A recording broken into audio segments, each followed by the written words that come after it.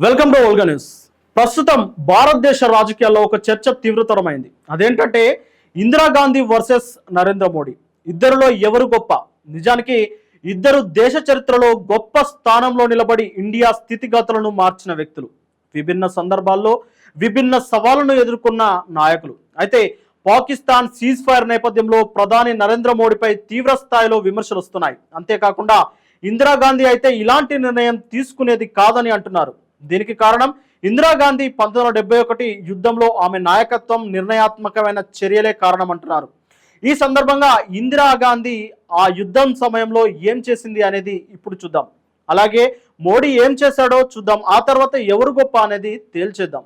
1971లో పాకిస్తాన్ సైన్యం తూర్పు పాకిస్తాన్లోని బెంగాలీ పౌరులపై హింసాత్మక దాడులు, అదే ఆపరేషన్ సెర్చ్ లైట్ చేపట్టింది. దీని ఫలితంగా సుమారు 1 కోటి మంది శరణార్థులు భారతదేశంలోని పశ్చిమ బెంగాల్, త్రిపుర, అస్సాం వంటి రాష్ట్రాలకు వలస వచ్చారు. ఇందిరాగాంధీ ఈ శరణార్థులకు ఆశ్రయం కల్పించాలని నిర్ణయించారు. శరణార్థి శిబిరాలను ఏర్పాటు చేసి వారికి ఆహారం, వైద్య సహాయం అందించేందుకు ప్రభుత్వం వనరులను కేటాయించారు. ఇది భారతదేశంపై ఆర్థిక భారాన్ని పెంచినప్పటికీ ఆమె ఈ మానవతా సంక్షోభాన్ని నైతిక దృక్పథంతో సమర్థించారు. తూర్పు పాకిస్తాన్లో బెంగాలీ ముక్తి బాహిని అంటే స్వతంత్ర సమరయోధులు పాకిస్తాన్ సైన్యంతో పోరాడుతోంది. ఇందిరాగాంధీ ముక్తి బాహినికి శిక్షణ, ఆయుధాలు, ఆర్థిక సహాయం అందించాలని నిర్ణయించారు. భారత సైన్యం రా సంస్థ సహకారంతో ముక్తి బాహిని గెరిల్లా యుద్ధ వ్యూహాలను బలోపేతం చేసింది. ఇది పాకిస్తాన్ సైన్యాన్ని బలహీనపరిచి తర్వాత భారత సైన్యం జోక్యం చేసుకునేందుకు సహాయపడింది. ఇందిరాగాంధీ అంతర్జాతీయ సమాజాన్ని తూర్పు పాకిస్తాన్లో జరుగుతున్న మానవ హక్కుల ఉల్లంఘనల గురించి ఒప్పించేందుకు విస్తృత దౌత్య పర్యటనలు చేపట్టారు. ఆమె యూరప్, అమెరికా వంటి దేశాల్లో పర్యటించి శరణార్థుల సంక్షోభం, పాకిస్తాన్ దురాఘాతాలను వివరించారు. అమెరికా పాకిస్తాన్ కు మద్దతు ఇవ్వడంతో ఇందిరా సోవియట్ యూనియన్ తో 1971లో శాంతి స్నేహ ఒప్పందం కుదుర్చుకొని, ఈ ఒప్పందం యుద్ధ సమయంలో సోవియట్ యూనియన్ నుండి సైనిక దౌత్య మద్దతును సునిశ్చితం చేసింది. పాకిస్తాన్ డిసెంబర్ 3, 1971న భారతదేశంపై దాడి చేసింది. అయితే ఇందిరాగాంధీ అప్పటికే భారత సైన్యాన్ని సంసిద్ధం చేసి ఉంచింది. ఆమె యుద్ధానికి ముందు హిమాలయాల్లో మంచు కరగడానికి వేచి ఉండి శీతాకాలంలో యుద్ధం ప్రారంభించే వ్యూహాత్మక నిర్ణయం తీసుకున్నారు. ఇది భారత సైన్యానికి వాతావరణం పరంగా ప్రయోజనం చేకూరింది. భారత సైన్యం, నౌకదళం, వైమానిక దళం సమన్వయంతో తూర్పు పాకిస్తాన్లో వేగవంతమైన దాడులు చేపట్టాయి. ఇందిరాగాంధీ సైనిక నాయకులకు పూర్తి స్వేచ్ఛ ఇచ్చి వారి వ్యూహాలను సమర్థించారు. అలాగే డిసెంబర్ 16, 1971న పాకిస్తాన్ సైన్యం తూర్పు పాకిస్తాన్లో 93,000 మంది సైనికులు లొంగిపోయారు. ఇది ఆధునిక చరిత్రలోనే అతి వేగంగా ముగిసిన యుద్ధం. అంటే దాదాపు 13 రోజుల్లోనే యుద్ధం ముగిసింది. ఇందిరాగాంధీ నాయకత్వంలో బంగ్లాదేశ్ స్వతంత్ర దేశంగా ఆవిర్భవించింది.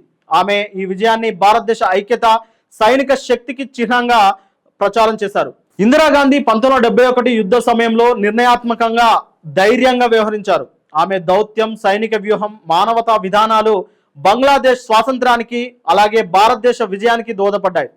ఆమె అంతర్జాతీయ ఒత్తిడిని, ముఖ్యంగా అమెరికా నుండి వచ్చే ఒత్తిడిని తట్టుకొని సోవియట్ యూనియన్తో ఒప్పందం ద్వారా భారతదేశ ఆ భావాలను బలోపేతం చేశారు. ఆమె నాయకత్వం భారతదేశాన్ని దక్షిణాసియాలో ఒక శక్తివంతమైన దేశంగా నిలబెట్టింది.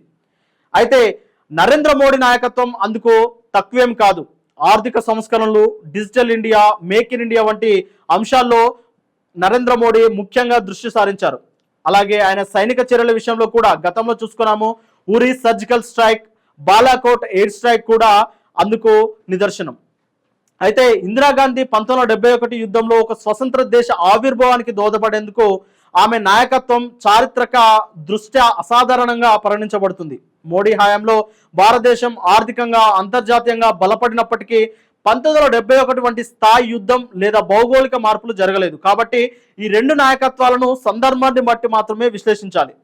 1971 యుద్ధంలో ఇందిరాగాంధీ తీసుకున్న నిర్ణయాలు, శరణార్థులకు ఆశ్రయం, ముక్తి బాహినికి మద్దతు, సోవియట్ ఒప్పందం, సైనిక వ్యూహం ఆమెను ఒక గొప్ప నాయకురాలిగా నిలబెట్టాయి. నరేంద్ర మోడీ నాయకత్వం కూడా గణనీయమైనది. కానీ రెండు కాలాలు, సవాళ్లు వేర్వేరు.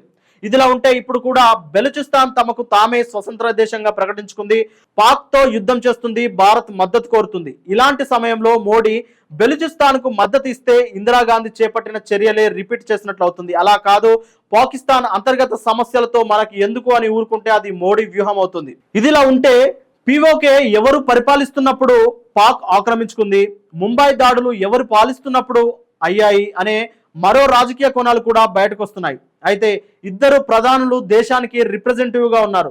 ఎవరైనా సరే దేశ సార్వభౌమాధికారాన్ని కాపాడాలి, నేషన్ ఫస్ట్ పాలిటిక్స్ లాస్ట్, ఇదే విధానాన్ని ప్రధాని నరేంద్ర మోడీ అవలంబిస్తున్నారు. ఏదేమైనా ఇద్దరికి గొప్ప రాజకీయ దౌత్య లక్షణాలు ఉన్నాయి. ఇద్దరు స్ట్రాంగ్ పర్సనాలిటీస్, నిర్ణయాలు తీసుకోవడంలో కూడా తడబడరు.